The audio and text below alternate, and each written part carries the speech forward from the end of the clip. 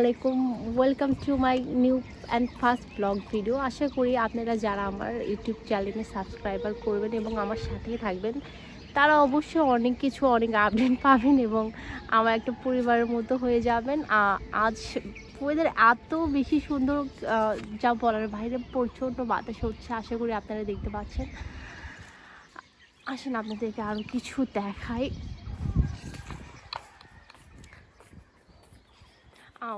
দেখে মনে হচ্ছে যে কুয়াশা, আসলেই কুয়াশা। আমিও অবাক।